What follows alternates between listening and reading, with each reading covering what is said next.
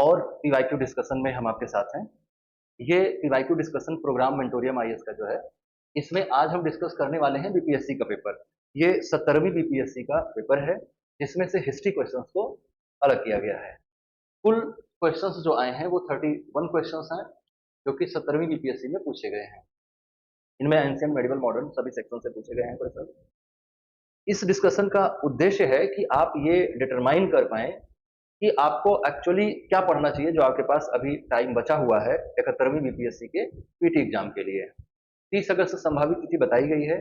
In between आपको किस तरह की स्ट्रेटेजी को फॉलो करना चाहिए और बेसिकली कहाँ फोकस करना चाहिए, ये समझने के लिए पीवाईक्यू डिस्कशन बहुत महत्वपूर्ण होता है। तो आगे हम चलते हैं और देखते हैं कि किस तरह के क्वेश्चंस एग्जाम में पूछे गए हैं और हमें उनका आंसर क्या है। और इससे भी ज्यादा जरूरी बात जो इसमें सीखने वाली है कि उस आंसर से आपको उसके आसपास के एरियाज को पता चलेगा कि यहाँ से क्वेश्चंस बनते हैं। पहला प्रश्न जो है, हर्ष के समय में असम पर किस शासक ने शासन किया? महाराजा हर्ष का जो रूलिंग पीरियड था वो 606 से लेकर 647 ईस्वी का था। इस दौरान असम पर किसने शासन किया, ये प्रश्न है। ये बहुत महत्वपूर्ण प्रश्न है। इसका आंसर होगा ऑप्शन बी, भास्कर बर्मन। ये प्री मेडाइवल इंडिया का प्रश्न है। इसका आंसर तो भास्कर बर्मन है, लेकिन थोड़ा इसके बारे में और जानने का हम लोग प्रयास करते हैं, ताकि यहाँ से कोई प्रश्न आए तो हम आसानी से उसका आंसर दे पाएं। और अगर कोई प्रश्न यहाँ से इसके आसपास से आता है तो वो क्या हो सकता है, उसको इस डिस्कशन में शामिल करने का प्रयास किया गया है। इस क्रम में जो सबसे पहली बात जाननी है वो हर्षवर्धन के बारे में जाननी है, जिनके रेफरेंस में ये प्रश्न पूछा गया है। तो हर्षवर्धन जो है वो हमने बताया कि 606 से 647 के बीच में शासन करते हैं। इनके शासन की शुरुआत होती है थानेश्वर से, लेकिन स्टोरी कुछ ऐसी है कि ये थानेश्वर के राजा बड़ी कठिन परिस्थितियों में बनते हैं।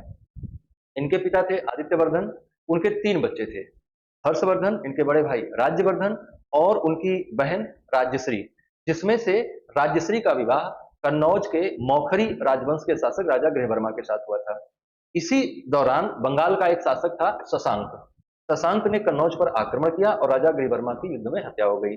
राजा गृहवर्मा की ओर से युद्ध करने के लिए थानेश्वर के राजा राज्यवर्धन भी जाते हैं, वहां उनकी भी मृत्यु हो जाती है। तो इन कठिन परिस्थितियों में हर्षवर्धन थानेश्वर के राजा बनते हैं। लेकिन तब तक कन्नौज की स्थिति बहुत खराब थी और कन्नौज राजा राज्यहीन था, राजा के बिना था। और जो इनकी बहन राज्यश्री थी वो एकमात्र उत्तराधिकारी बची थी कन्नौज के राज्य की। उनका राजकाज में उतना ज्यादा झुकाव था नहीं, इसलिए उन्होंने अपने भाई हर्षवर्धन से निवेदन किया कि आप कन्नौज से ही, कन्नौज का भी और थानेश्वर का भी शासन चलाइए। और इस तरह से वो कन्नौज थानेश्वर के शासक थे। And later Kannauj who unified most of the northern India. Thaneshwar और कन्नौज की सत्ता जब हाथ में आती है तो ये बाकी साम्राज्य विस्तार की भी प्रक्रिया को शुरू करते हैं। साम्राज्य विस्तार की प्रक्रिया में अपने बहनोई और अपने भाई की हत्या का बदला लेने के लिए ये बंगाल के शासक शशांक पर भी आक्रमण करते हैं। जब ये शशांक पर आक्रमण कर रहे होते हैं, उसी समय कामरूप का शासक, जिसे आज हम असम कहते हैं, वो कामरूप के नाम से जाना जाता था। कामरूप के शासक भास्कर बर्मन का एक दूत मिलता है जिसका नाम हंसवेग होता है, और वो एक मिलिट्री एलाई बनाता है, एक मिलिट्री संगठन बनाता है, जिसमें हर्षवर्धन और भास्कर बर्मन दोनों मिलकर शशांक को पराजित करते हैं। भास्कर बर्मन के क्या इंटरेस्ट थे शशांक को पराजित करने में? तो भास्कर बर्मन के 2 इंटरेस्ट थे।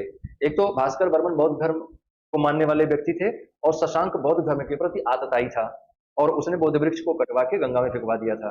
तो उस कारण से भी वो उसका बदला लेना चाहते थे। और साथ साथ सबसे जो बड़ी बात है वो है बाउंड्री शेयरिंग होती थी, और बाउंड्री शेयरिंग होगी तो 2 राजाओं के बीच में कंफ्लिक्ट जरूर आएगा। हर्षवर्धन के बारे में अधिकांश विवरण के लिए आपको 2 लोगों के अकाउंट्स पर डिपेंड होना पड़ेगा। एक है ह्वेंत्सांग, जो कि चीनी यात्री हैं और इस दौरान भारत की यात्रा करते हैं और बहुत डिटेल में हर्षवर्धन की उपलब्धियों, उनके जीवन और उनकी जीवन शैली के बारे में विवरण प्रस्तुत करते हैं। हर्षवर्धन के एक दरबारी थे बाणभट्ट, उन्होंने भी हर्षवर्धन के बारे में बहुत विस्तृत रूप से लिखा है। इन सभी रेफरेंसेज में इसके अलावा हर्षवर्धन के कुछ शिलालेख भी मिलते हैं। इन सभी रेफरेंसेज से यह पता चलता है कि भास्कर बर्मन इनके समकालीन थे और दोनों के बीच में मित्रता थी। और जब कन्नौज में धर्मसभा का आयोजन किया गया था तो भास्कर बर्मन भी उसमें शामिल हुआ था। अन्य विकल्पों की अगर हम बात करें तो एक विकल्प था ऑप्शन में अश्वत्थ जहान। तो अश्वत्थ जहान जैसा तो कोई हमको हिस्ट्री में मिलता नहीं है। अश्वत्थ जहान जैसा कोई नाम आपको हिस्ट्री में मिलता नहीं है। संभवतः ये काल्पनिक नाम रखा गया होगा पेपर बनाने वालों के द्वारा। और जहां तक as far as king Dahir concern, तो ये कहाँ के शासक थे? तो किंग दाहिर जो थे, राजा दाहिर जो थे, ये सिंध के शासक थे। और सिंध में जो वंश शासन कर रहा था वो ब्राह्मण वंश था, चच के वंशावली के ये राजा दाहिर थे। इनके समय में 712 ईस्वी में मोहम्मद बिन कासिम जो कि एक अरब आक्रांता है, भारत पर आक्रमण करता है और सिंध के काफी हिस्से को वो जीत लेता है। राजा दाहिर की मृत्यु हो जाती है और इनकी पुत्रियों और इनकी पत्नी के साथ दुर्व्यवहार भी होता है, वो अलग स्टोरी है, उसका इस प्रश्न से कोई लेना देना है नहीं। तो ये सारी बातें आपको इस संदर्भ में याद रखनी है, ताकि अगर यहाँ से कोई दूसरा प्रश्न बनता है तो आप उसका आंसर दे पाएं। अगले क्वेश्चन पे आते हैं। क्वेश्चन नंबर 2 है, ये ह्यूमन रेस से जुड़ा हुआ है। मानव की अलग-अलग प्रजातियां अलग-अलग हिस्सों में निवास करती हैं, वहां से ये प्रश्न है। कह रहा है कि निम्नलिखित में से कौन सी मानव जाति चीन, मंगोलिया और जापान में निवास करती है?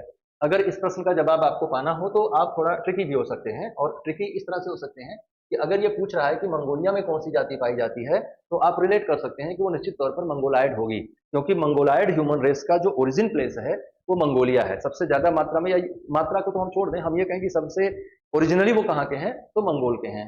तो मंगोलिया के हैं, तो मंगोलिया भी आपके प्रश्न में शामिल है, इसलिए मंगोलायड होगा।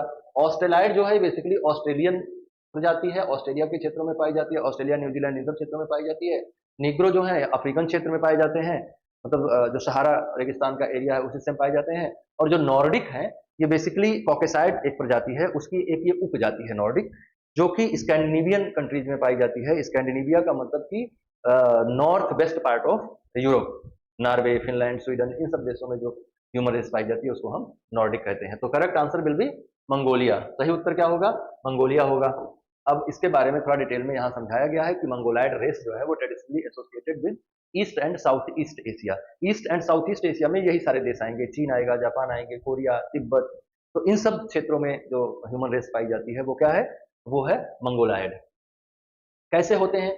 इनका जो स्किन कलर होता है वो ब्राउन और येलोइश होता है, लाइट ब्राउन और येलोइश होता है। स्ट्रेट ब्लैक हेयर्स होते हैं, एपिकेंथिक आई फोल्डेड होते हैं और shorter stature and on average होते हैं, मतलब कम हाइट के लोग होते हैं। तो ये इनके, आपने देखा कि ये इनकी बॉडी स्ट्रक्चर होता है, इनके शरीर की बनावट होती है। चाइना, मंगोलिया, जापान इन क्षेत्रों में अधिकांशतः ये पाए जाते हैं। ऑस्ट्रेलाइड जो है, हमने बताया कि ऑस्ट्रेलिया और साउथ इंडिया में भी ऑस्ट्रेलाइड प्रजाति की कुछ जनजातियां पाई जाती हैं, जो बेसिकली द्रविडियन रेस के हैं। जो भारत में द्रविडियन रेस है उसकी, वो भी प्रोटो ऑस्ट्रेलाइड प्रजाति की है। और बाकी हमने बताया कि निग्रो जो है वो निग्रोइड रेस के हैं, और ये कहाँ से कहाँ, सब अफ्रीकन, सब सहारा अफ्रीकन रीजन में पाए जाते हैं। नॉर्डिक जो है, हमने पीछे ही आपको बताया कि कॉकेसाइड रेस के हैं और typically found from northern Europe, Scandinavia, Germany, but not associated with east Asia और साउथ ईस्ट एशिया। इन हिस्सों में ये नहीं पाए जाते हैं। अगला हमारा जो प्रश्न है उस पर हम लोग चलते हैं, और वो मिलान से संबंधित है। कुछ ऑप्शंस आपके सामने दिए गए, इनको आपको मिलाना है। शिवाजी के शासन में एक बहुत महत्वपूर्ण टर्म प्रयोग किया जाता था, अष्टप्रधान। ये राजा को शासन में मदद देने वाले 8 प्रमुखों का एक समूह होता था, एक ग्रुप होता था, जो प्रशासन में बहुत महत्वपूर्ण भूमिका निभाते थे। इन 8 में कौन किस तरह का काम करता था, ये मिलाने के लिए ये प्रश्न है। तो जैसे एक पद इसमें प्रयोग किया गया है, सचिव, तो वो क्या करता था, उस पर ये बात है। वो क्या करता था, उस पर ये बात है। पेशवा क्या करता था? अब इसमें भी आप ट्रिकी हो सकते हैं, इस प्रश्न को सॉल्व करने में आप ट्रिक यूज कर सकते हैं। वो ट्रिक क्या है कि सब लोग जानते हैं कि पेशवा क्या था। पेशवा प्रधानमंत्री था, सबसे महत्वपूर्ण पद था अष्टप्रधान का, ये आप जानते हैं। तो पेशवा को अगर आप मिला लेंगे ए के साथ, तो बी के साथ केवल एक जगह पे 1 है, तो आपको बाकी आंसर अपने आप से मिल गया कि इसका सही आंसर ए होगा। तो सचिव जो था वो इंचार्ज ऑफ करेस्पॉन्डेंस होता था, शाही पत्राचार का सबसे बड़ा अधिकारी होता था जो स्टेट के साथ होता था। सामंत जो था वो फॉरेन मिनिस्टर होता था, दूसरे राजाओं के साथ संधि और मित्रता संबंधी बातचीत करता था, युद्ध संधि संबंधी मामलों को देखता था। अमात्य जो है ये फॉरेन फाइनेंस मिनिस्टर होता था, पैसे के लेन देन को ये देखता था। तो अगर इस तरह से हम मिलाएं तो ए के साथ 2 होगा, बी के साथ 1 मैच करेगा, सी के साथ 3, और डी, सी के साथ 4, और डी के साथ 3। 2 1 4 3 और 2 1 4 3, A option will be correct option. तो इस तरह से आप इसको याद रखिएगा कि कौन क्या कार्य करता था। यहाँ नीचे फिर से उसको करेक्ट मैच बताया गया है। आते हैं चौथे प्रश्न पे। चौथा प्रश्न चचनामा नामक पुस्तक पर है। हालांकि चचनामा मूलतः प्राप्त नहीं है, ये बेसिकली अरबी भाषा में लिखी गई है, और चच नाम के एक व्यक्ति के द्वारा सिंध क्षेत्र में ब्राह्मण राजवंश की स्थापना की गई थी, उसी से संबंधित इतिहास को यह प्रस्तुत करती है। चचनामा पूर्व मध्यकालीन इतिहास को समझने के लिए बहुत महत्वपूर्ण पुस्तक है, खासतौर से सिंध के इतिहास को समझने के लिए। तो उससे जुड़े प्रश्न पर जरा ध्यान देते हैं कि क्या कह रहा है। Chachnama was translated to Persian by, किसने इसका फारसी में अनुवाद किया? चचनामा का फारसी में अनुवाद किसने किया? आपके सामने 4 ऑप्शन है। Nuruddin Mohammad Kufi, Aufi, Shamse Siraj, Mohammad Ali bin Abu Bakr Kufi, more than one of the above. Right answer is Mohammad Ali bin Abu Bakr Kufi, इसने 1316 ईस्वी में इसको ट्रांसलेट किया था और ये बेसिकली नासरुद्दीन कुबाचा का दरबारी था।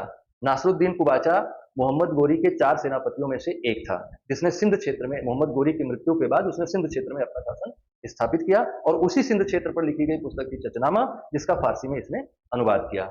आगे और डिटेल से आपको जानकारी दी गई है आगे की स्लाइड्स में, इनको भी जरा देख लेते हैं। चचनामा क्या है? ऑल्सो नोन एज फुतू अल हिंद, फुतू अल हिंद नाम से भी इस पुस्तक को जाना जाता है। ये बेसिकली पर्सियन क्रॉनिकल है, detail the Arab conquest of Sindh under Mohammad bin Qasim in 8th century, 8वीं शताब्दी में मोहम्मद बिन कासिम के अधीन अरब विजय का विवरण प्रस्तुत करती है। इसका फारसी अनुवाद मोहम्मद अली बिन अबू बकर कूफी के द्वारा किया गया था। यह अरब इतिहासकार और अनुवादक था जिसने नासरुद्दीन कुबाचा के शासन के दौरान सिंध का दौरा किया और मैंने आपको बताया कि 1216 ईस्वी में इसने अरबी का फारसी में अनुवाद किया। बाकी विकल्पों की अगर हम बात करें तो नूरुद्दीन मोहम्मद औफी जो है ये भी एक फारसी विद्वान था जिसने 2 पुस्तकों की रचना करी। एक पुस्तक है इसमें से लुबाब अल अलबाब, आगे आपको ये बताया गया है आगे की स्लाइड्स में कि इसने भी कुछ पुस्तकों की रचना की। अरब हिस्टोरियन था ये जो है, इसने कुछ पुस्तकों की रचना की। Persian scholar known for his work like Lubab al Albab and Jawami ul Hikayat, इन 2 पुस्तकों की रचना की। हालांकि इसका संबंध इसके ट्रांसलेशन से नहीं है। जो शमसे सिराज अफीफ था ये 14th सेंचुरी का हिस्टोरियन है और फिरोज शाह तुगलक का दरबारी था। इसने फिरोज शाह तुगलक के शासन के संबंध में एक पुस्तक लिखी जिसे तारीख फिरोज शाही कहा जाता है। कंफ्यूज होने की जरूरत नहीं है, एक पुस्तक है तारीख फिरोज शाही और एक पुस्तक है तुजुक फिरोज शाही। ये दोनों एक ही समय में लिखी गई हैं। तुजुक फिरोज शाही जो है वो फिरोज शाह तुगलक द्वारा लिखी गई उसकी ऑटोबायोग्राफी है और तारीख फिरोज शाही जो है वो दिल्ली सल्तनत के इतिहास के लिए एक बहुत महत्वपूर्ण ग्रंथ है जिसकी रचना शमसे सिराज अफीफ ने करी थी। मोर देन वन हो नहीं सकता क्योंकि एक ही ने उसका अनुवाद किया था। अगले प्रश्न पे चलते हैं, क्वेश्चन नंबर है 5। ये मॉडर्न इंडिया से प्रश्न है और बिहार में किसान आंदोलन से संबंधित है। क्वेश्चन कह रहा है कि किसानों की कठिनाइयों को उजागर करने के लिए स्वामी सहजानंद सरस्वती ने कौन सा समाचार पत्र प्रकाशित किया था? आपके सामने 4 ऑप्शन है। पहला है लोक संग्रह, दूसरा है the broken wing, Indian nation, निर्बल सेवक। इनमें से आंसर जो है आपका वो ऑप्शन ए है। इन्होंने लोक संग्रह नाम से एक समाचार पत्र का प्रकाशन किया जो कि किसानों की समस्याओं को प्रदर्शित करता है। स्वामी सहजानंद सरस्वती एक बहुत महत्वपूर्ण किसान नेता, समाज सुधारक और स्वतंत्रता संग्राम सेनानी थे। ये मूल रूप से बिहार से थे, भूमिहार ब्राह्मण थे, बाद में ये संत बन जाते हैं और बिहार और तत्कालीन संयुक्त प्रांत मतलब वर्तमान समय का उत्तर प्रदेश, इन क्षेत्रों में किसान संगठन, किसान आंदोलन को संगठित करते हैं। और 1936 में लखनऊ में कांग्रेस का अधिवेशन होता है जिस दौरान एक अखिल भारतीय किसान संघ की स्थापना होती है जिसमें इनकी बहुत महत्वपूर्ण भूमिका होती है। इस संगठन के द्वारा जमींदारी उत्पीड़न और जो भूमि राजस्व उच्च स्तर पर रखे गए थे उनको कम करने की मांग भी की गई थी और साथ ही साथ जो खेती करने वाले लोग थे उनका जो जमींदारों के द्वारा शोषण किया जाता था उसके विरुद्ध भी ये काम कर रहे थे। लोक संग्रह नाम से इन्होंने एक पत्र प्रकाशित किया था जिसका मूल उद्देश्य औपनिवेशिक उत्पीड़न को उजागर करना, जमींदारी व्यवस्था की कमियों को उजागर करना और साथ ही साथ किसानों को जिस तरह की हार्डशिप का सामना करना पड़ रहा था उससे भी सरकार को अवगत कराना, लोगों को अवगत कराना था। हम अन्य विकल्पों पर भी एक बार विचार कर लेते हैं कि अन्य विकल्प जो हमारे समक्ष रखे गए हैं उनका क्या रेफरेंस है यहाँ पे। तो एक ऑप्शन था the broken wing. The broken wing एक पोएटिक वर्क है which was done by Sarojini Naidu and it is not related peasant issues. ये किसानों से संबंधित नहीं था, ये उनका एक काव्य संग्रह है, काव्य काम है। इंडियन नेशन जो है ये इंग्लिश लैंग्वेज का डेली न्यूज़पेपर था, मतलब दैनिक समाचार पत्र था, पब्लिश्ड फ्रॉम पटना, पटना से प्रकाशित होता था, इसलिए आपको याद रखना है, बिहार क्वेश्चन में पूछा जाएगा। But it was not associated with Sahajanand Saraswati. निर्बल सेवक, इसका कोई हिस्टोरिकल रिकॉर्ड अपने पास नहीं है और स्वामी सहजानंद सरस्वती से इसका कोई संबंध भी नहीं निर्मित हो पा रहा है, ये शायद काल्पनिक बात है। क्वेश्चन नंबर 6 पे चलते हैं और क्वेश्चन नंबर 6 जो है मुस्लिम धर्म सुधार आंदोलन से जुड़ा हुआ है। मुस्लिम धर्म सुधार आंदोलन और बाद में ये आंदोलन जो है औपनिवेशिक नीतियों का विरोधी भी हो जाता है, उससे जुड़ा हुआ एक प्रश्न है, फराजी आंदोलन के संस्थापक कौन थे? तो आपके पास ऑप्शन हैं Haji Shariatullah, Syed Ahmad, Dudu Miyan, more than one of the above. तो इसमें हाजी शरीयतुल्लाह ये ऑप्शन सही है। क्यों सही है इस पर हमें आगे चर्चा करनी चाहिए। फराजी आंदोलन, बेसिकली फराज का मतलब होता है इस्लामिक वैल्यूज, जो अनिवार्य कर्तव्य बताए गए हैं इस्लाम धर्म में, जैसे हज पे जाना, जैसे नमाज करना, जैसे रोजा करना, जैसे जकात भरना, ये सब जो है इस्लामिक धर्म का पालन करने वाले लोगों के लिए अनिवार्य कर्तव्य के रूप में निर्धारित किए गए हैं। इन अनिवार्य कर्तव्यों का पालन करते समय इन अनिवार्य कर्तव्यों का पालन करना ही फराज कहा जाता है। तो फराजी आंदोलन बेसिकली क्या था कि इनको कैसे ज्यादा व्यवस्थित तरीके से लागू किया जाए, इस्लामिक धार्मिक सुधार आंदोलन था। हालांकि आगे चलकर इस आंदोलन के चरित्र में परिवर्तन होता है और ये मुस्लिम धर्म सुधार के साथ साथ ब्रिटिश औपनिवेशिक नीतियों के उत्पीड़न का आलोचक भी बन जाता है और जमींदारी शोषण के विरुद्ध भी अपने आप को संगठित करता है।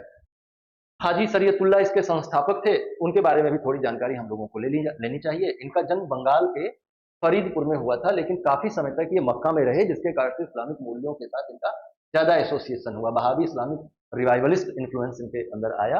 ये बंगाल में लौटते हैं 1818 में और उसके बाद फराजी आंदोलन लॉन्च करते हैं, जिसमें प्यूरिफाई देयर प्रैक्टिसेज, इस्लामिक क्रियाओं को शुद्ध कैसे किया जाए और उनका शुद्धिकरण कैसे किया जाए, इस पर यह संगठित होता है आंदोलन।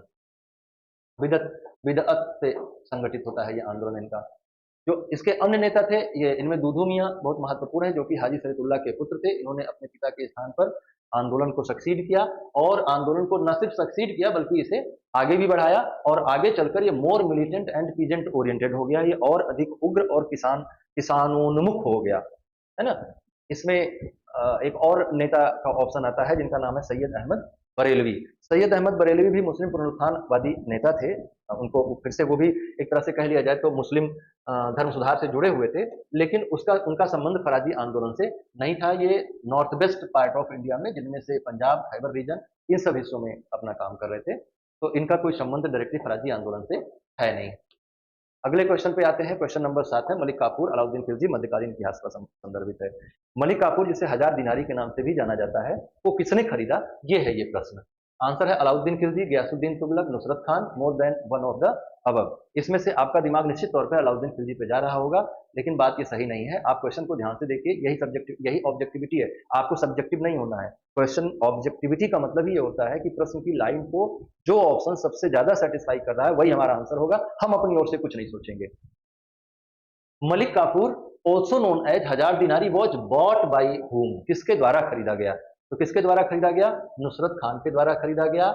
और ये गुजरात अभियान के दौरान खरीदा गया था। नुसरत खान सेना का सेनापति था अलाउद्दीन खिलजी की और गुजरात प्रांत का सूबेदार था। उसी ने इसको खरीद कर गिफ्ट किया था। जो इनंच था, ये जो मलिक काफूर है, इनंच था, मतलब कि किन्नर था, बहुत सुंदर किन्नर था, जिसके चलते नुसरत खान ने खरीद कर इसको अलाउद्दीन खिलजी को गिफ्ट किया। अलाउद्दीन खिलजी ने इसका अच्छे से संरक्षण किया। अलाउद्दीन खिलजी के संरक्षण में ये बहुत तेजी से अपनी पावर को बढ़ाता है और सेनापति के पद तक पहुंच जाता है और अलाउद्दीन खिलजी की दक्षिण भारतीय विजयों का नायक रहता है ये। तो ये बहुत महत्वपूर्ण व्यक्ति हुआ।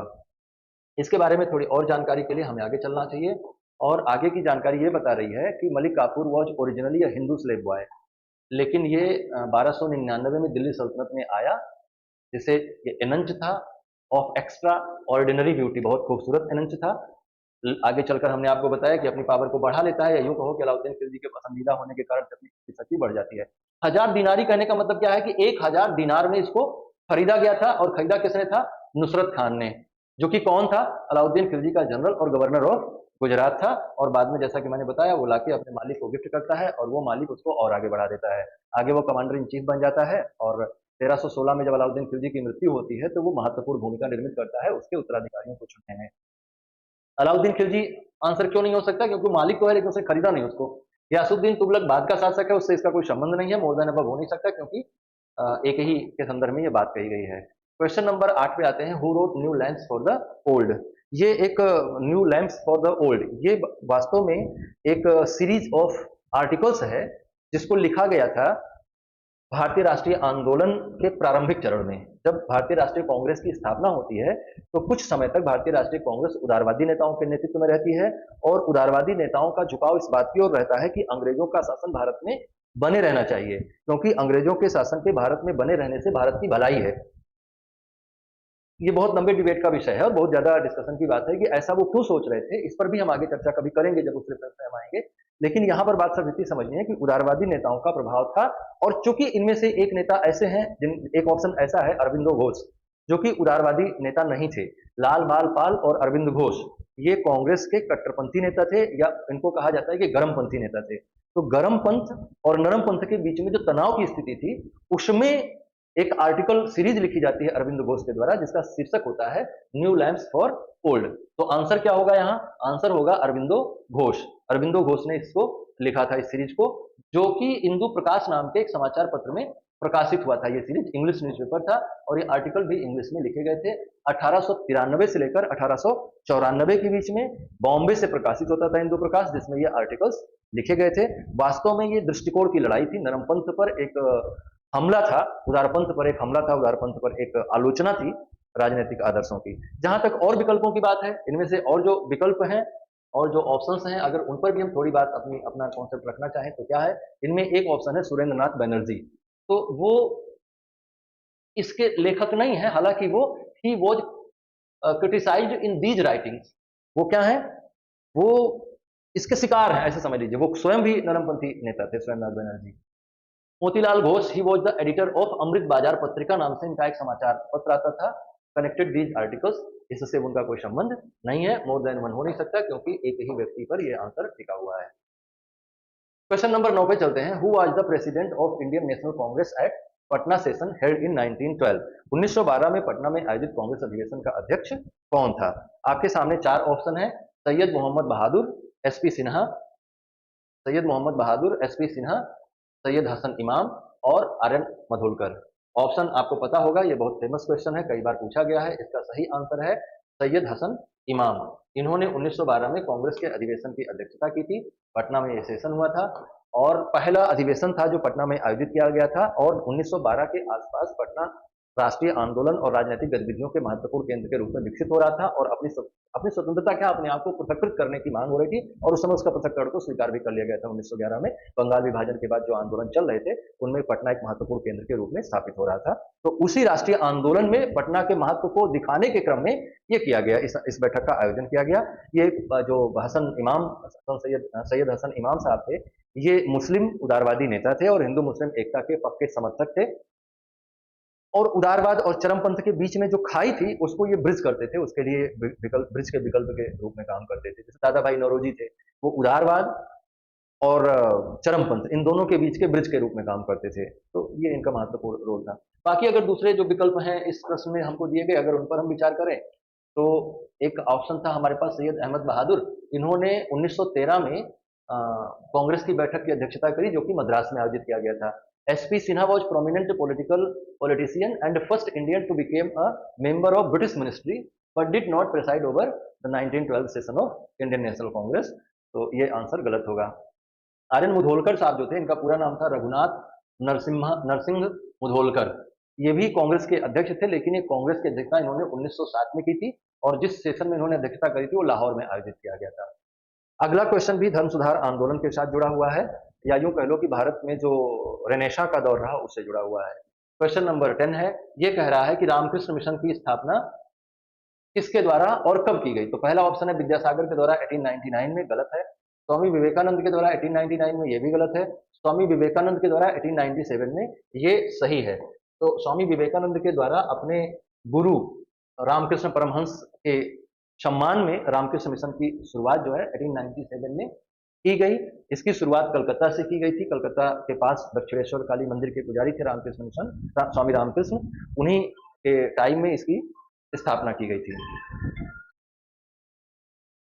उन्हीं के सम्मान में इसकी स्थापना की गई थी। आत्मनो मोक्षार्थम, इसका जो वाक्य है, इसका जो 1 मई 1897 को कलकत्ता में की गई थी, नाव कोलकाता है। तो ये वेदांत और Shri Ramakrishna Mission, teaching of Vedanta and Ramakrishna Mission, Vedanta और रामकृष्ण मिशन, रामकृष्ण की शिक्षाओं के प्रचार प्रसार के लिए इसकी स्थापना की गई थी। Social services, education, health care, rural upliftment and disaster relief, इन सब में ये कार्य करता है, इन सारे क्षेत्रों में ये कार्य करता है और स्पिरिचुअलिटी पे भी काम करता है। आत्मनो मोक्षार्थम जगत हिताय चा, मोक्ष और जगत हित के लिए, for one's own solvation and for the welfare of the world, लोगों की भलाई के लिए और आत्म मुक्ति के लिए यह काम करता है। इसका ये स्लोगन है, या आप जो भी कह लीजिए, इसका वो सेंटेंस है, मोटिवेटिंग सेंटेंस है। अदर ऑप्शंस पे जाए तो विद्यासागर इन 1899, ईश्वरचंद्र विद्यासागर का नाम तो आप सबने सुना होगा, great reformer but had no connection to the founding of the Ramakrishna Mission, he died 1891। Swami Vivekananda 1899, ये भी गलत है, ईयर का इनकरेक्ट है, बाकी तो स्वामी विवेकानंद सही है। तो अन्य विकल्प में इस तरह से अन्य विकल्पों को इस कारण से गलत माना जा रहा है। Which of the following was the capital of Chera dynasty? Chera राजवंश का राजधानी क्या थी? तो चेर, चोल, पांड्य, ये 3 तमिल राजवंश थे जिनके बारे में सबसे पहले जानकारी तमिल संस्कृति में आयोजित संगमों के माध्यम से मिलती है। मतलब संगम साहित्य से इन राज्यों के बारे में जानकारी मिलती है। ये क्वेश्चन संगम साहित्य से पूछा गया। तो इसका आंसर क्या होगा? कराउर या करूर इनकी राजधानी थी चेरों की। One of the 3 major dynasty, जैसा कि हमने बताया आपको पीछे, ये उन तीनों में महत्वपूर्ण राजवंश है जिनकी चर्चा हमने कहा कि आपको सबसे पहले मिलती है संगम साहित्य में। The ancient capital of Chera kingdom was Karur, also referred in Sangam literature as Vanchi, or Vanchi Muthur, Karur, ये वहां उनकी राजधानी थी। कहां पे स्थित है ये? Karur is located on the bank of Amravati river, a tributary of Kaveri. Kaveri नदी की एक सहायक नदी है अमरावती, उसके तट पर ये बसा हुआ है और ट्रेड और एडमिनिस्ट्रेशन का सेंटर था। दक्षिण भारत जो है बहुत सारे व्यापारिक मार्गों के साथ जुड़ा हुआ था।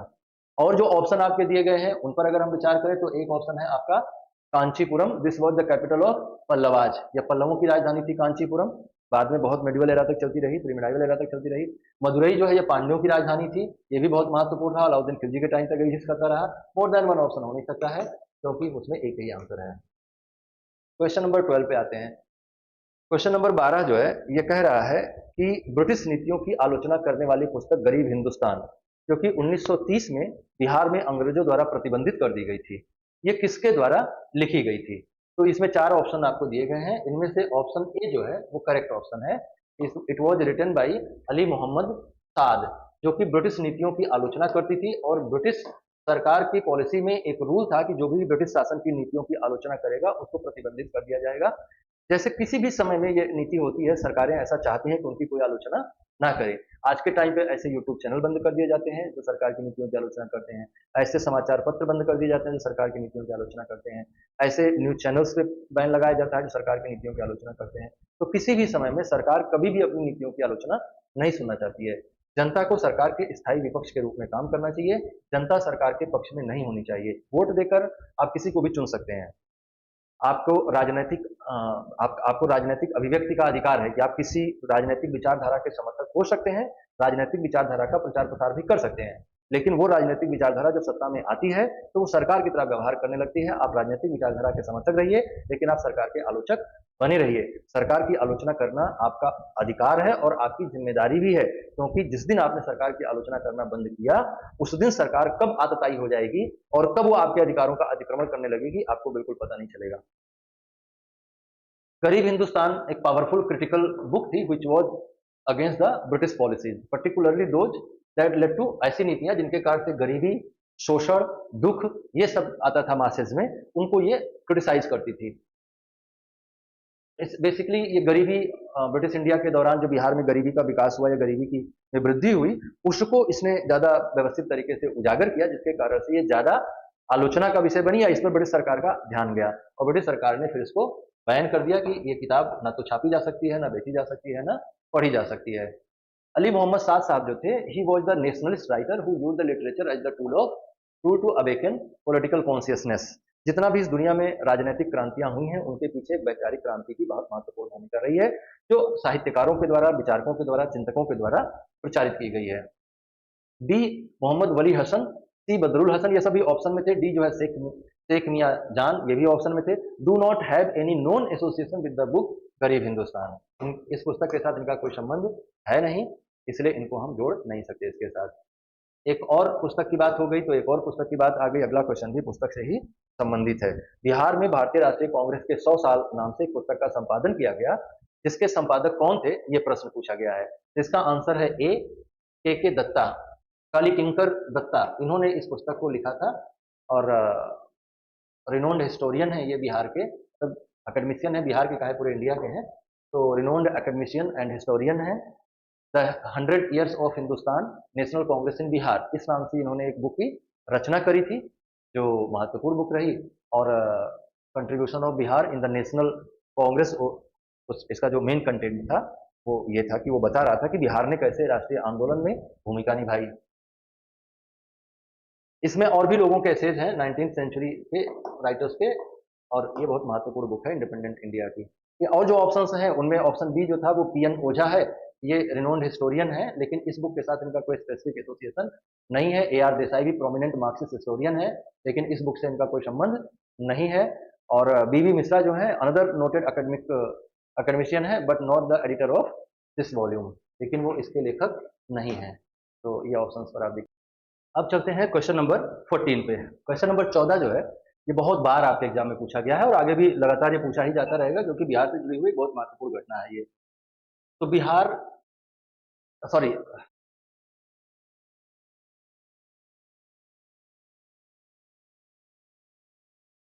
अब चलते हैं क्वेश्चन नंबर 14 पर। क्वेश्चन नंबर 14 जो है वो पूछ रहा है कि अंग्रेजों ने भारत की राजधानी को दिल्ली के लिए कब स्थानांतरित किया। तो आपके पास ऑप्शन है 1912, 1913, 1911, मोर than one of the above.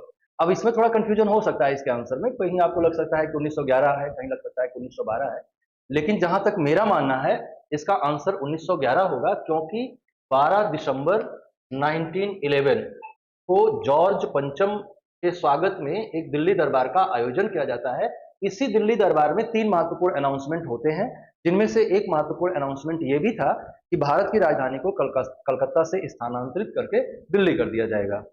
तो अनाउंसमेंट वाज डन इन 1911।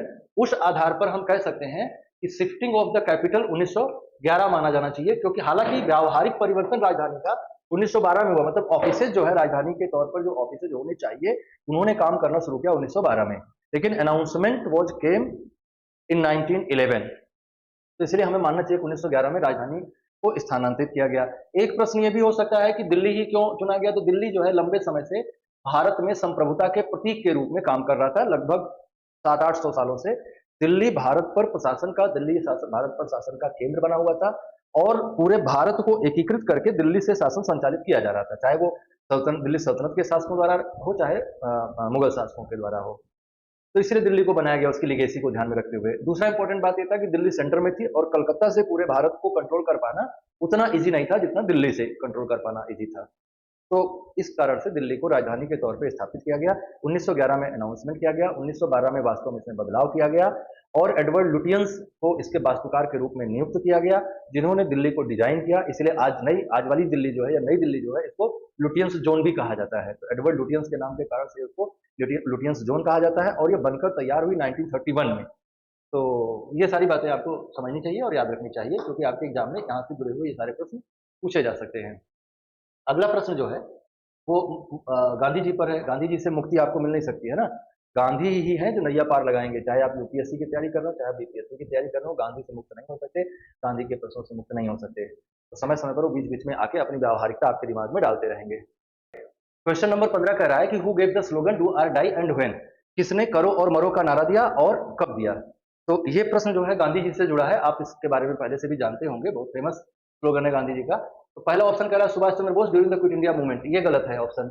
ये गलत इसलिए है क्योंकि क्विट इंडिया मूवमेंट के दौरान सुभाष चंद्र बोस भारत में थे ही नहीं, बल्कि वो भारत से बाहर चले गए थे और इंडियन नेशनल आर्मी का नेतृत्व कर रहे थे और वहां से भारतीय राष्ट्रीय आंदोलन को नैतिक समर्थन दे रहे थे, साथ साथ भारत पर, ब्रिटिश भारत पर आक्रमण भी कर रहे थे जापान के सहयोग से। Jawaharlal Nehru during non cooperation, ये भी ऑप्शन गलत है। Gandhi ji during quit India Movement, ये बिल्कुल सही बात है। गांधी जी ने भारत छोड़ो आंदोलन के दौरान करो या मरो का नारा दिया और अपने ऐतिहासिक भाषण में, जो कि मुंबई के ग्वालियर टैंक मैदान में दिया गया था, उसमें उन्होंने कहा कि या तो हम इस प्रयास में अपनी जान गंवा देंगे, अपनी जान दे देंगे, या फिर हम भारत को आजाद करवा लेंगे। या तो हम भारत को आजाद करवा लेंगे या इस प्रयास में अपनी जान दे देंगे, हम गुलाम भारत में सांस लेने के लिए जिंदा नहीं रहेंगे, ऐसा गांधी जी ने कहा। तो प्रसिद्ध करो या मरो नारा जो है it was given by the Gandhi ji और ये कंप्लीट इंडिपेंडेंस से जुड़ा हुआ था, आजादी से नीचे किसी भी चीज को स्वीकार ना करने से जुड़ा हुआ था। तो आजादी से नीचे हम कोई चीज स्वीकार नहीं करेंगे, ये बता रहा है कि हम करो या मरो के ऑप्शन पे जाएंगे। बाकी ऑप्शन सही क्यों नहीं है मैंने पीछे ही बता दिया। क्वेश्चन नंबर 16 पे आते हैं। कंसीडर द फॉलोइंग अबाउट आजीविका सेक्टर, आजीवक सेक्टर। 6ठी शताब्दी ईसा पूर्व में मध्य गंगा घाटी क्षेत्र में एक बहुत बड़ा रिवॉल्यूशन हुआ, जिसे हम रिलीजियस रिवॉल्यूशन कहते हैं। ये पहले से चले आ रहे वैदिक धर्म और उसकी मान्यताओं, उसकी प्रथाओं, उसके प्रैक्टिसेस के अगेंस्ट एक आंदोलन था, जिसमें सबसे प्रमुख रूप से बौद्ध और जैन धर्म विकसित हुए। लेकिन उसी दौरान एक और सेक्ट भी डेवलप हुआ जिसे आजीवक संप्रदाय कहा जाता है, जिसके संस्थापक मक्खली गोसाल थे। मक्खली गोसाल पहले महावीर स्वामी के साथ ही थे, लेकिन बाद में उन्होंने अलग होकर एक नियतिवादी धर्म की शुरुआत करी, जिसे आजीवक संप्रदाय कहा गया, तो उससे जुड़ा हुआ ये क्वेश्चन है। पहला सेंटेंस कह रहा है कि Makkhali Gosala was its most prominent leader, बिल्कुल सही स्टेटमेंट है। Central idea of philosophy was नियत, बिल्कुल नियत या भाग्य पर आधारित ये मान्यता थी कि सब कुछ पहले से तय है, जो कुछ भी होना है वो होकर रहेगा, हमारे प्रयत्न उनको परिवर्तित नहीं कर सकते हैं, सब कुछ भगवान ने तय किया है और पहले से वो फिक्स है, हम केवल उसके मोहरे हैं और कुछ नहीं है, इससे ज्यादा हमारी कोई स्थिति नहीं है। The discrimination on the basis of caste and class, ये स्टेटमेंट गलत है, क्योंकि इस टाइम पे जितने भी आंदोलन खड़े हुए थे रिलीजन के नाम पे, रिलीजियस मूवमेंट के नाम पे, उन सभी में एक सेंट्रल विचार था, वो ये था कि जाति व्यवस्था का विरोध करना है, वर्ण व्यवस्था का विरोध करना है, क्योंकि जो सबसे ज्यादा आलोचना हो रही थी वैदिक धर्म की वो इसी मुद्दे को लेकर हो रही थी कि वो जातिवादी होता जा रहा है, वर्णवादी होता जा रहा है।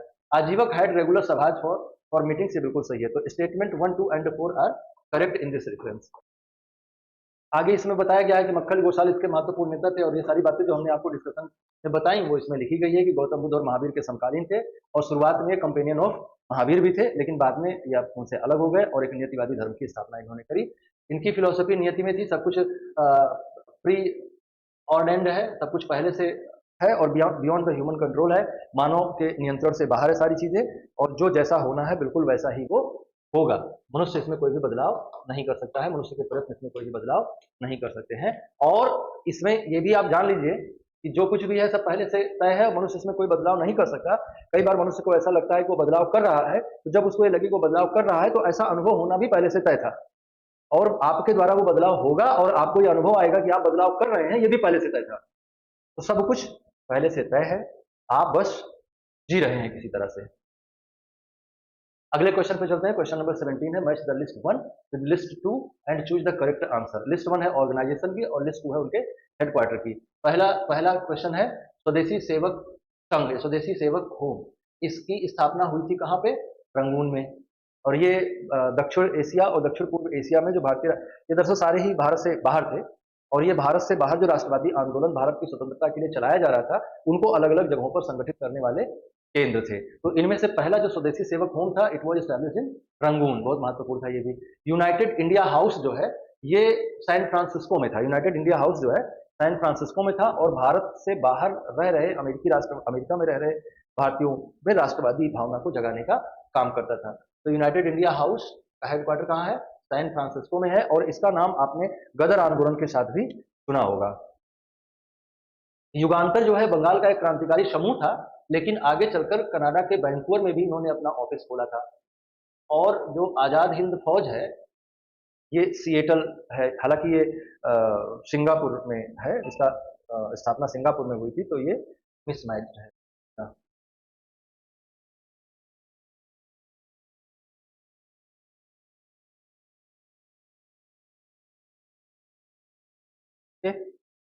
इस प्रश्न पर पुनर्विचार करने की जरूरत है।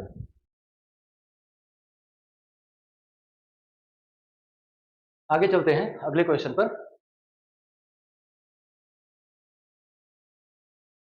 स्वदेशी सेवक होम का रंगून होगा, और it was established in Rangoon, Burma, as a centre for spreading the swadeshi movement and revolutionary ideas among Indians abroad, especially those in South East Asia. और इस तरह से बाकी चीजें भी इसमें आपको समझाई गई हैं, इनको आप देख लीजिएगा एक बार और आगे बढ़िएगा। अगला क्वेश्चन है question number 18, when did Muslim league observe direct action day? Direct action day Muslim league का एक बहुत महत्वपूर्ण, बहुत निंदनीय कदम था, जिसके द्वारा उन्होंने भारत में कम्युनल वायलेंस फैलाकर पाकिस्तान बनाने का प्रयास किया। 16 अगस्त 1946 को लड़के लेंगे पाकिस्तान, मरके लेंगे पाकिस्तान, ऐसे नारे के साथ मोहम्मद अली जिन्ना ने प्रत्यक्ष कार्रवाई की घोषणा करी। तो आंसर होगा सी, 16 अगस्त 1946। 16 अगस्त 1946 को ऐसा हुआ। इसके बारे में और भी थोड़ा जानकारी आपको रखनी चाहिए कि मोहम्मद अली जिन्ना के नेतृत्व में मुस्लिम लीग ने 16 अगस्त 1946 को एक आंदोलन शुरू किया, जिसके द्वारा हिंदुओं की हत्या करके, पागलपन फैलाकर, हिंसा करके पाकिस्तान बनाने का प्रयास किया गया। इससे पहले जो कैबिनेट मिशन आया था उसको भारत ने, उसको कांग्रेस ने भी स्वीकार किया था, उसको मोहम्मद अली जिन्ना ने भी स्वीकार किया था, लेकिन वो अपने आप को बाद में इससे अलग करता है और पाकिस्तान की प्राप्ति के लिए हिंसक संघर्ष का सहारा लेता है। इसमें 2 और डेट दी गई है, 14 अगस्त, 15 अगस्त। 14 अगस्त का महत्व ये है, 14 अगस्त 1900 नहीं है, कोई महत्व नहीं। 15 अगस्त 1947 का महत्व ये है कि इस दिन भारत आजाद हुआ। 14 अगस्त 1947 को पाकिस्तान आजाद हुआ और 15 अगस्त 1947 को भारत आजाद हुआ। Consider types of land according to the Amarakosha. Amarakosha जो है ये एक डिक्शनरी है जिसकी रचना अमर सिंह नाम के एक विद्वान ने करी थी, जो कि जो कि चंद्रगुप्त विक्रमादित्य के दरबारी थे और उनके नवरत्नों में से एक थे। ये लेक्सिकोग्राफर थे। इन्होंने गुप्त काल में प्रचलित भूमियों के प्रकार के बारे में भी जानकारी दी है, जिससे ये प्रश्न आपका बन रहा है, जिससे ये क्वेश्चन आपको पूछा गया है। तो ये कह रहा है और फिर पूछ रहा है कि इनमें से कौन कौन कितने जो है सही है, कौन कौन से सही है। तो सबसे पहले उर्वर फर्टाइल, उर्वर का मतलब आज भी उपजाऊ जमीन होती है, उर्वर भूमि मतलब उपजाऊ जमीन। मरु का मतलब आज भी डेजर्ट होता है, डेजर्ट को हम हिंदी में मरुस्थल कहते हैं। तो मरु का मतलब रेगिस्तानी भूमि होती है। साद्वल मतलब ग्रासी लैंड, उसका मतलब घास वाली। और देवमातृका मतलब कि ऐसी भूमि जो वर्षा द्वारा सिंचित होती है या वर्षा के भूमि पर निर्भर है, वर्षा पर आधारित है, यहाँ पर कोई कृत्रिम सिंचाई का साधन नहीं है। तो अगर इस तरह से देखेंगे तो चारों विकल्प सही होंगे। तो आपका आंसर डी होगा, मोर than one of the above. उर्वर फर्टाइल होगी, मरु रेगिस्तान होगी, साद्वल भूमि घास भूमि होगी। ये चारागाहों के रूप में यूज की जाती थी, चारागाह यहाँ जानवरों को चराया जाता था। और देवमातृका मतलब कि वाटर्ड बाई रेन, ऐसी भूमि जिसकी सिंचाई वर्षा जल से होती हो, कृत्रिम सिंचाई का साधन इसके पास उपलब्ध ना हो। अगला प्रश्न पे अगले क्वेश्चन पे चलते हैं और अगला प्रश्न देखते हैं। अगला प्रश्न है question number 20। Consider the following about the king Pravarasena. Pravarasena राजा थे, ये राजा थे वाकाटक डायनेस्टी के, और वाकाटक वंश के संस्थापक थे बिंदुशक्ति, उनके ये पुत्र थे, उनके उत्तराधिकारी थे। उनसे संबंधित ये प्रश्न है। He was the real founder of Vakataka dynasty, बिल्कुल सही है ये बात। His empire extended from Bundelkhand in north to Hyderabad in south, ये भी बात सही है। He succeeded his father King Bindusakti, ये भी बात सही है। He is mentioned in Puranas, ये भी बात सही है। Then answer will be more than one of the above। एक से अधिक विकल्प इसमें सही है, इससे डी आंसर होगा। ये सारे इसमें बातें बताई गई हैं कि कौन कौन सी बात सही है, कौन कौन सी बात गलत है। तो सारी ही बातें आपको सही लगेंगी, इसमें सारी ही बातें सही हैं, चारों स्टेटमेंट सही हैं। क्वेश्चन नंबर 20 पे आते हैं और ये समाचार पत्र और उनके संपादकों से जुड़ा हुआ प्रश्न है। और ये समाचार पत्र अधिकांशतः इसमें से भारत से बाहर प्रकाशित किए गए थे। जैसे सबसे पहला जो समाचार पत्र है वो है फ्री हिंदुस्तान। फ्री हिंदुस्तान जो है ये तारकनाथ दास के द्वारा प्रकाशित किया गया था और ये गदर आंदोलन के आसपास इसका प्रकाशन किया गया था और उससे प्रेरणा भी लेता था। तो फ्री तारकनाथ दास का ये विदेशों में क्रांतिकारी आंदोलन का प्रयास था। फ्री हिंदुस्तान नाम से उन्होंने समाचार पत्र का संपादन किया था। इंडियन ओपिनियन महात्मा गांधी द्वारा प्रकाशित किया गया था, जो कि अफ्रीका में प्रकाशित किया जाता था। वॉइस ऑफ इंडिया दादा भाई नौरोजी के द्वारा प्रकाशित किया गया था और बंगाली सुरेंद्रनाथ बनर्जी के द्वारा प्रकाशित किया गया था। तो अगर इस लिहाज से देखेंगे तो फर्स्ट का बनेगा डी, सेकंड का बनेगा ए, और थर्ड का बनेगा बी, और फोर्थ का बनेगा सी। तो बना आपका D A B C, D A B C, मतलब कि ऑप्शन डी जो है इसका करेक्ट आंसर है। आगे इसके बारे में डिटेल में भी इंफॉर्मेशन दी गई, आप उनको पढ़िएगा स्लाइड को रोककर। जैसे फ्री हिंदुस्तान है, इसमें ऑप्शन डी है Taraknath Das. Free Hindustan English monthly newspaper था, started by Tarak Das in USA. It was part of Indian revolutionary movement abroad. भारत से बाहर जो रिवोल्यूशनरी मूवमेंट चलाए जा रहे थे उनसे जुड़ा हुआ ये समाचार पत्र था। इंडियन ओपिनियन जो है महात्मा गांधी के द्वारा चलाया गया था, हमने बताया कि 1903 में ये अफ्रीका में प्रकाशित किया गया, अफ्रीका में इसका प्रकाशन हुआ। और आगे जो है वॉइस ऑफ इंडिया दादा भाई नौरोजी का समाचार पत्र था, जो कि लंदन में प्रकाशित होता था दादा भाई नौरोजी के द्वारा। और दादा भाई नौरोजी को तो आप जानते ही हैं कि धन के बहिर्गमन सिद्धांत के लिए इनको सबसे ज्यादा महत्वपूर्ण नेता माना जाता है। बंगाली जो है सुरेंद्रनाथ बनर्जी के द्वारा प्रकाशित किया गया था, जो कि क्रांतिकारी जो कि राष्ट्रवादी समाचार पत्र था। आगे जो है कुछ पॉलिटिकल ऑर्गेनाइजेशंस के नाम दिए गए हैं और उनके फाउंडर्स कौन रहे हैं, इस पर क्वेश्चन बनाया गया है। तो सबसे पहला जो है, इसमें भी आप ट्रिक लगा सकते हैं, एक संगठन है खाकसार। तो खाकसार में कौन हो सकता है? इनायतुल्ला मशरिकी ही हो सकते हैं, बाकी तो सबके नाम इससे मैच ही नहीं कर रहे हैं। सोशलिस्ट पार्टी, अच्छा ये सब 1930 के बाद स्थापित किए गए संगठन है। 1931 में जो ये खाकसार संगठन है, ये इनायतुल्ला मशरिकी के द्वारा स्थापित किया गया था और इन्हें अल्लामा मशरिकी के नाम से भी जाना जाता है। ये एक मुस्लिम सुधारवादी, इस्लाम सुधारवादी आंदोलन था, तो बाद में चलकर उग्र राष्ट्रवाद के साथ भी जुड़ जाता है। 1934 में सोशलिस्ट पार्टी बनाई गई, 1931 में इसको बनाया गया, 1934 में सोशलिस्ट पार्टी बनाई गई। और इसके नेता कौन रहे, इसके फाउंडर कौन रहे? जयप्रकाश नारायण रहे। जयप्रकाश नारायण के अलावा आचार्य नरेंद्र देव, मीनू मसानी, इस तरह के और भी नेता इसके साथ जुड़े रहे। और बाद में 1948 में ये समाजवादी पार्टी जो है इस नाम से ये जानी जाने लगी, समाजवादी पार्टी बन गई स्वतंत्र रूप से। ये चुनाव भी लड़ने का काम करने लगी। पीआर अंबेडकर ने 1936 में एक पार्टी बनाई 1937 में होने वाले चुनाव में भाग लेने के लिए, और उसका नाम था independent labour party. PR Ambedkar ने बनाई, ये दलितों और पिछड़ों की राजनीति करती थी। ऐसे ही एक और बनाया गया फॉरवर्ड ब्लॉक, जो कि कांग्रेस से सुभाष चंद्र बोस को निष्कासित कर दिया गया था 1939 में। जिससे वो नाराज होकर उन्होंने एक अलग राजनीतिक संगठन बनाया जो कि कम्युनिस्ट विचारधारा का वाहक है, उसका नाम था फॉरवर्ड ब्लॉक, और ये बंगाल में बनाया गया। तो इस तरह से देखेंगे तो फर्स्ट का आएगा बी, सेकंड का आएगा सी, थर्ड का आएगा इंडिपेंडेंट लेबर पार्टी, डी आएगा, और फोर्थ का आएगा ए। तो B C D A, B C D A, B C D A, B option सही आंसर होगा। तो इसका आंसर होगा बी। तो ये भी आप जानते रहिए। आगे इसमें डिटेल में चीजें दी गई हैं, इनको आप चाहेंगे तो पढ़ लीजिएगा रोक रोक के। क्वेश्चन नंबर 22 एंशिएंट इंडिया से क्वेश्चन है। हालांकि आप इसको बिहार के इतिहास से भी जोड़कर देख सकते हैं, लेकिन नेशनल हिस्ट्री में भी इसको कंसीडर किया जाता है कि निम्नलिखित में से किस महान शासक ने प्राचीन बिहार में हर्यंक वंश की स्थापना की। तो ये नेशनल हिस्ट्री का भी पार्ट है और बिहार की हिस्ट्री का भी पार्ट है, जिस भी तरह से आप इसको देखना चाहें आप देख सकते हैं। ऑप्शन आपके सामने है बिंबिसार, बृहद्रथ, अजातशत्रु, मोर than one of the above. इसमें आंसर होगा बिंबिसार, जिसने 544 से 492 बीसी के बीच में बिहार पर शासन किया, मतलब मगध पर शासन किया। मगध जो है महाजनपद था और इसकी राजधानी जो है वो राजगृह थी। तो राजगृह से शासन किया 544 से 492 के बीच में। Bimbisara was founder of Haryanka dynasty. Bimbisara, अच्छा, बृहद्रथ जो है ये एक डायनेस्टी के संस्थापक हैं, उसका नाम था बृहद्रथ वंश, और ये पौराणिक वंश है, इसके बारे में हिस्टोरिकली बहुत ज़्यादा जानकारी अवेलेबल नहीं है। लेकिन जो बिंबिसार है ये महात्मा बुद्ध और महावीर स्वामी के समकालीन थे और महावीर स्वामी के रिश्तेदार भी थे, तो ये महत्वपूर्ण है। अच्छा, इसमें जो दूसरा है अजातशत्रु, ये बिंबिसार का बेटा था, अपने पिता की हत्या करके सिंहासन पर शासक बन जाता है। तो ये आप थोड़ा आगे जो स्लाइड्स हैं उनमें उन पर थोड़ा डिटेल इन्फॉर्मेशन भी दी है, तो आप इनको भी आप देख सकते हैं, तो कर आप देख सकते हैं। बृहद्रथ जो है वो लीजेंडरी डायनेस्टी थी, बृहद्रथा डायनेस्टी। ये मिथिकल है, प्री मॉडर्न फाउंडर्स में मिथिकल है, मतलब कि ये पौराणिक है लेकिन ऐतिहासिक नहीं है। Question number 23 when did the new province Bihar came into force during British rule. अंग्रेजी शासन के दौरान बिहार अलग राज्य के रूप में अस्तित्व में कब आया। तो ये अप्रैल 1912 है, अप्रैल 1911 है, मार्च 1912 है। इसमें से क्या ऑप्शन सही होगा, ये थोड़ा सा सोचने वाली बात है। तो ये होगा इसका आंसर ऑप्शन ए, अप्रैल 1912। हमने पीछे आपको बताया कि 3 महत्वपूर्ण घोषणाएं की गई थी जॉर्ज पंचम की दिल्ली दरबार में। उसमें से एक ये भी थी कि बिहार को एक पृथक प्रांत के रूप में स्थापित किया जाएगा, और जो बंगाल का विभाजन किया गया था 1905 में, उसको पुनर्विभाजित किया जाएगा और उस पहले वाले विभाजन को रद्द कर दिया जाएगा। तो पहले वाले विभाजन को रद्द करके दोबारा जो विभाजन हुआ उसमें इस तरह का विभाजन किया गया। The province of Bihar and Orissa was carved out the Bengal presidency and came into effect as a separate province on 1 April 1912 में आया। और इससे पहले ये बंगाल प्रोविंस का हिस्सा था, लेकिन कल्चरल पॉइंट से, लिंग्विस्टिक पॉइंट से ये अलग था और एडमिनिस्ट्रेटिव डिफिकल्टीज भी हुई थी, जिसके कारण से इसको अलग किया गया। डेट ऑफ नोटिफिकेशन वाज 1911 में अनाउंस किया गया, और actual implementation of the new province of Bihar and Orissa took place on 1 April 1912।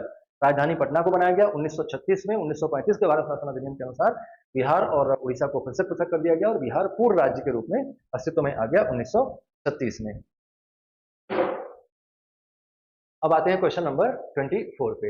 Who headed the royal commission on Indian currency appointed in 1913। Currency पर एक रॉयल कमीशन बनाया गया था, उसके अध्यक्ष कौन रहे, तो उसके अध्यक्ष थे sir Austin Chamberlain.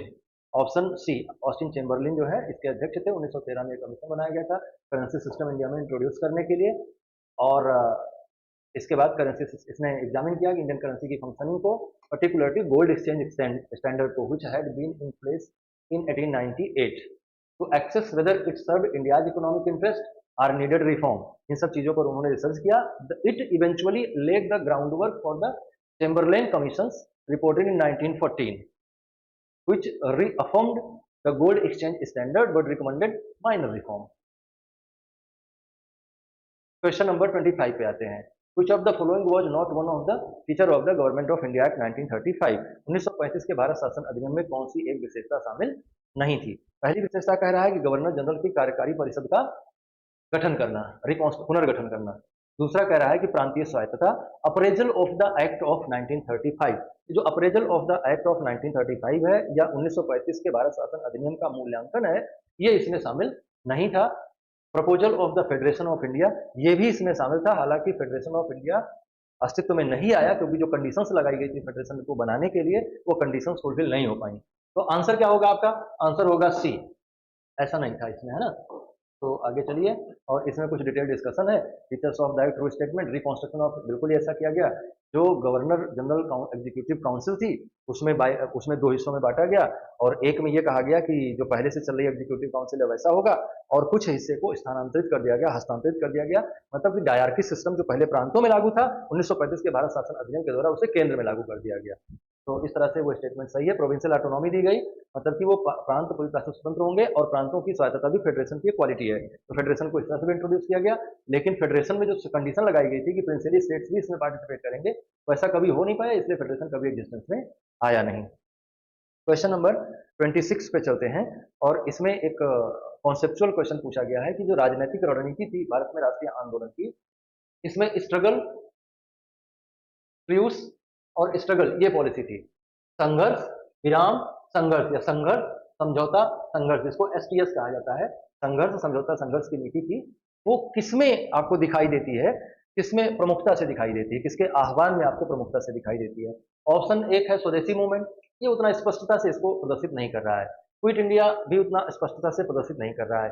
Boycott of Simon commission, खिलाफत इश्यू भी उतना स्पष्टता से इस बात को नहीं दिखा रहा है। लेकिन जो बायकॉट ऑफ साइमन कमीशन है, अगर इसको हम देखें तो 1922 में हमने एक समझौता किया और संघर्ष को हमने रोका। जो असहयोग आंदोलन चल रहा था उसको एक हिंसा के मुद्दे पर हम उसको वापस ले लेते हैं, और फिर जब साइमन कमीशन भारत आता है तो एक भी सदस्य साइमन कमीशन में भारतीय ना होने के कारण से उसको हम व्हाइट कमीशन कहते हैं, और उसकी आलोचना करते हैं, और भारत के सभी राष्ट्रवादी संगठन उसका विरोध करने के लिए संगठित होते हैं। तो समझौता, फिर संघर्ष, और फिर समझौता, आगे चलकर फिर से समझौता होगा समन्वय अवज्ञा आंदोलन के बाद से। तो ये जो है संघर्ष, समझौता, संघर्ष, या स्ट्रगल, ट्रूस, स्ट्रगल, ये जो स्ट्रेटेजी रही है नेशनल मूवमेंट की, वो इस तरह से आप समझ सकते हैं।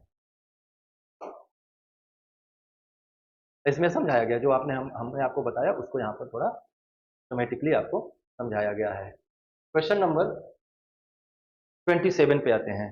क्वेश्चन नंबर 27 कह रहा है कि भारत छोड़ो आंदोलन के दौरान कई स्थानों पर समानांतर सरकारों का गठन किया गया, राष्ट्रीय सरकारों का गठन किया गया।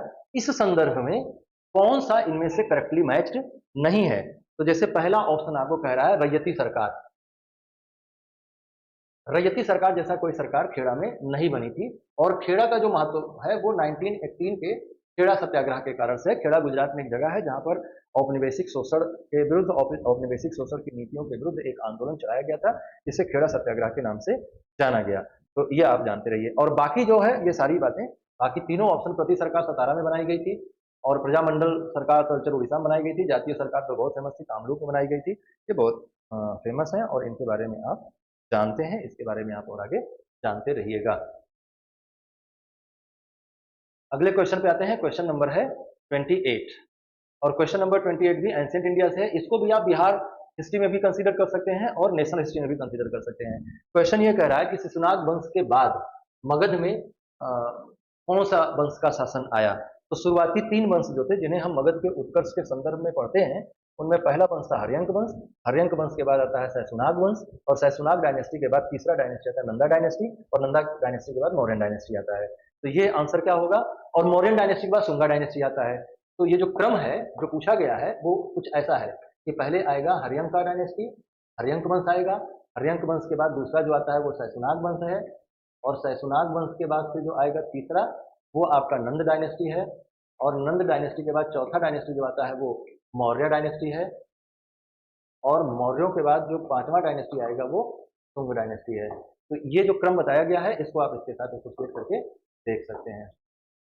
यहाँ उनके संस्थापक कौन थे और उसकी खास बात क्या थी वो बताई गई है। शिशुनाग वंश के संस्थापक शिशुनाग स्वयं था, उसी के नाम पर शिशुनाग डायनेस्टी इसका नाम रखा गया। हर्यंक डायनेस्टी का पीछे क्वेश्चन आया ही था, बिंबिसार था।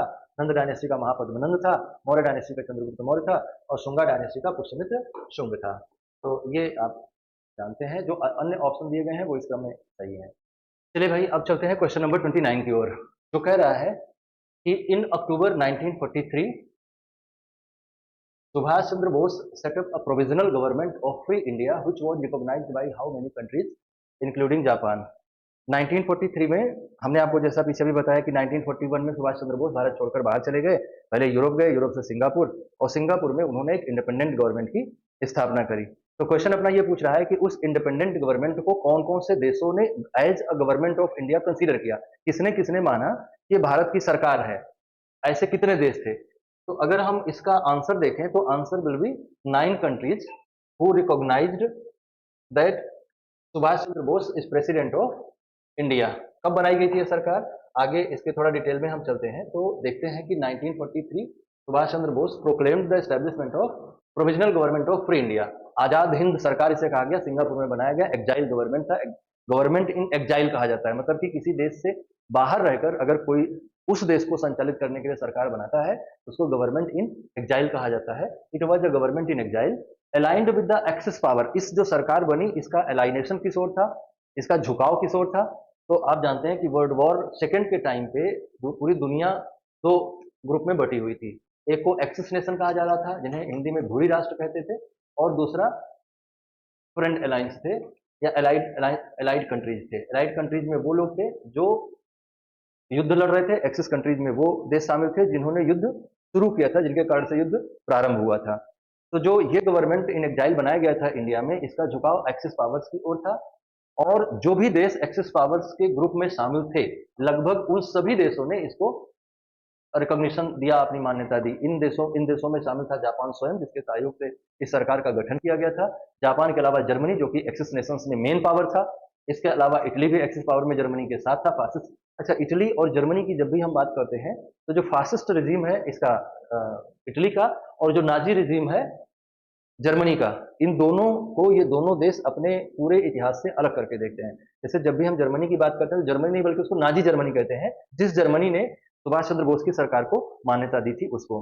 इनके अलावा थाईलैंड, बर्मा, म्यांमार, फिलीपींस, ये सारे जो देश थे इन्होंने जापानी इन्फ्लुएंस में आकर, जापान के दबाव में आकर भारत के इस सरकार को सरकार के तौर पर मान्यता दी थी। इनके अलावा है मंचुको आइलैंड था जो कि जापानी पपेट स्टेट था, क्रोएशिया था, ये भी एक्सिस अलाइंड था, और वैंग जिंगवेई जो था, जो कि जिसके नेतृत्व में चाइना की एक पपेट गवर्नमेंट काम कर रही थी और इसको समर्थन दे रहा था जापान। तो इन 9 देशों ने सरकार को समर्थन दिया और माना कि जो सुभाष चंद्र बोस के नेतृत्व में गवर्नमेंट इन एक्जाइल काम कर रही है वो एक्चुअल में गवर्नमेंट ऑफ इंडिया है, और जो इंग्लिश रूलिंग है ये इंडिया गवर्नमेंट नहीं है, ये आतताई सरकार है और ये कॉलोनियल गवर्नमेंट है, इसको भारत को छोड़कर चले जाना चाहिए।